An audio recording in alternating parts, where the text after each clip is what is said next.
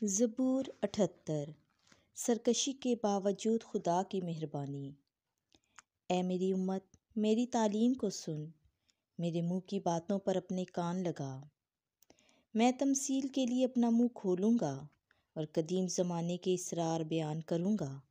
جو کچھ ہم نے سنا اور جان لیا، جو کچھ ہمارے باپ دادا نے ہمیں بتایا، ہم اسے ان کی اولاد سے چھپائے نہ رکھیں گے، بلکہ ہم آئندہ پشت کو بھی خداوند کی تعریف اور اس کی قدرت اور جو عجائبات اس نے کیے ہیں بتائیں گے، کیونکہ اس نے یعقوب میں یہ قاعدہ ٹھہرایا اور اسرائیل میں یہ شرع مقرر کی کہ جو کچھ اس نے ہمارے باپ دادا کو فرمایا وہ اپنی اولاد کو اس سے آگاہ کریں، تاکہ آئندہ پشت اور پیدا ہونے والی اولاد جان لے اور کہ وہ اٹھ کر اپنی اولاد کو بھی بتائیں کہ خدا پر اپنا بھروسہ رکھیں اور خدا کے کاموں کو نہ بھولیں، بلکہ اس کے احکام پر عمل کریں اور اپنے باپ دادا کی طرح سرکش اور ضدی نسل نہ بنیں، یعنی ایک ایسی نسل جس کا نہ تو دل درست رہا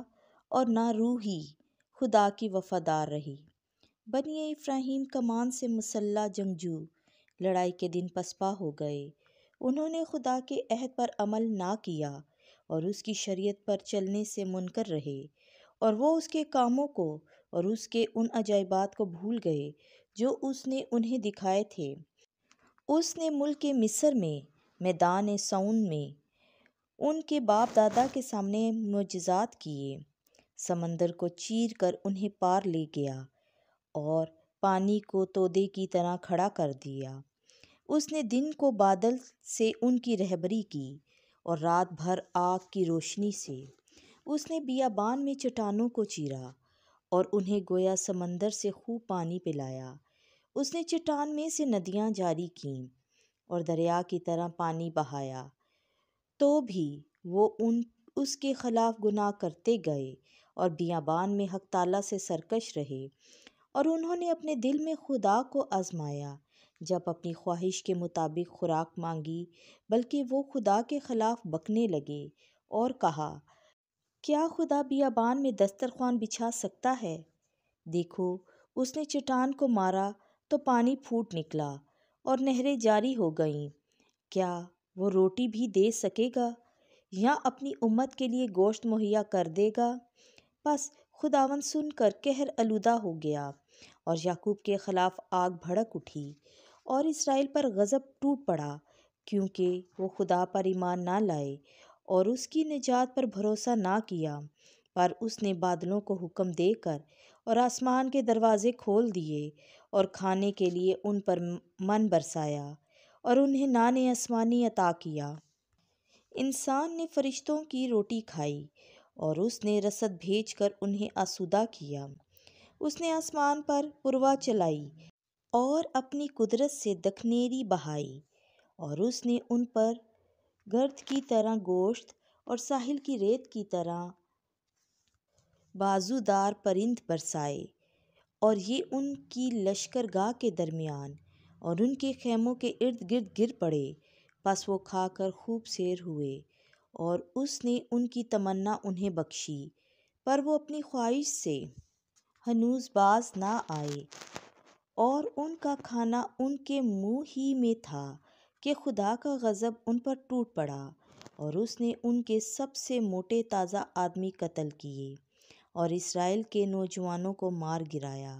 باوجود ان سب باتوں کے کہ وہ گناہ کرتے ہی رہے اور اس کے معجزوں کو دیکھ کر بھی یقین نہ کیا، تب اس نے ان کے ایام کو عجلت سے اور اس کے سالوں کو ناگہاں انجام سے تمام کر دیا۔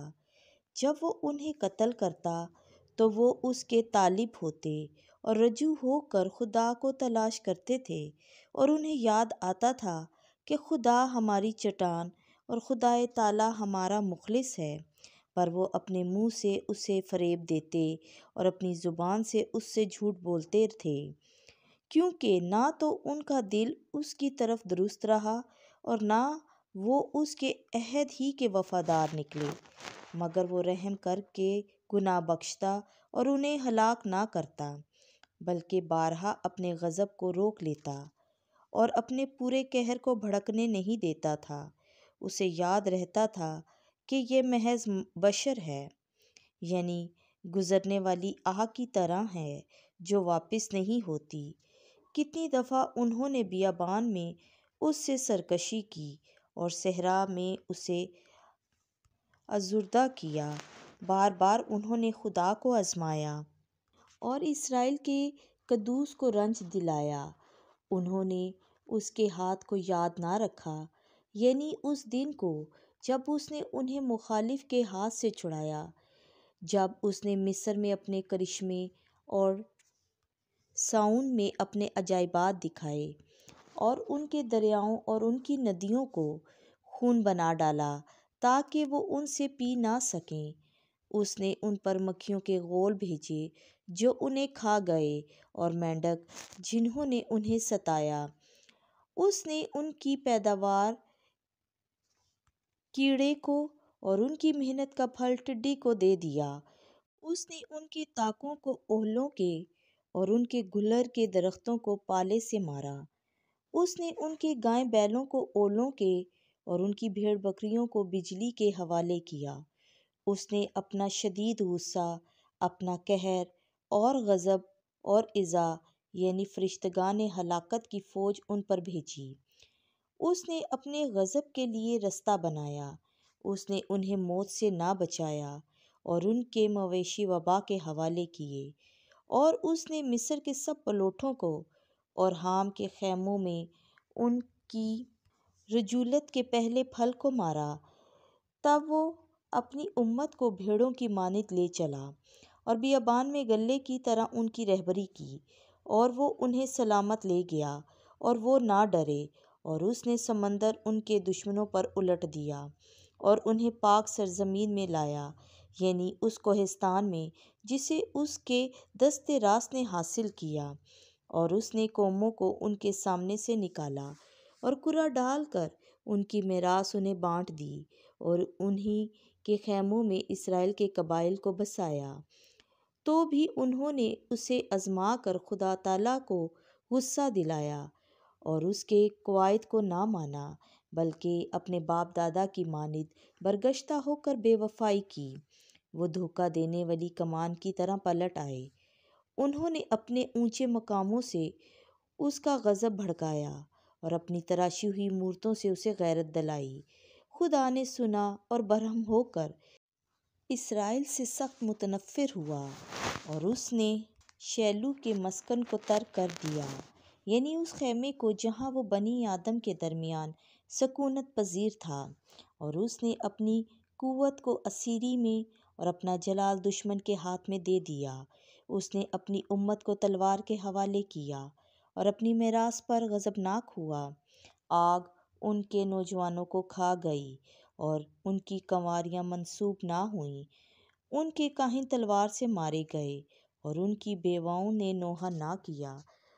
تب خداوند گویا نیند سے جاگ اٹھا، اس جنگجو کی طرح جو میں سے مغمور ہو، اور اس نے اپنے دشمنوں کو مار کر پسپا کر دیا اور ہمیشہ کے لیے انہیں شرمندہ کیا۔ اور اس نے یوسف کے خیمے کو رد کر دیا اور افراہیم کے قبیلے کو نہ چنا، بلکہ یہودا کے قبیلے کو چن لیا، یعنی اس کوہ صہیون کو جو اسے پسند تھا۔ اور اس نے اپنے مقدس کو آسمان کی مانند تعمیر کیا اور زمین کی مانند تھی، جس کی اس نے ہمیشہ کے لیے بنیاد ڈالی۔ اور اس نے اپنے بندے داؤد کو پسند کیا اور بھیڑ سالوں میں سے اسے لے لیا۔ اس نے اسے دودھ پلانے والیوں کے پیچھے سے بلا لیا تاکہ اس کی اپنی امت یعقوب کی اور اس کی اپنی میراث اسرائیل کی پاسبانی کرے۔ سو وہ اپنے دل کی راستی سے ان کی پاسبانی اور اپنے ہاتھ کی مہارت سے ان کی رہنمائی کرتا رہا۔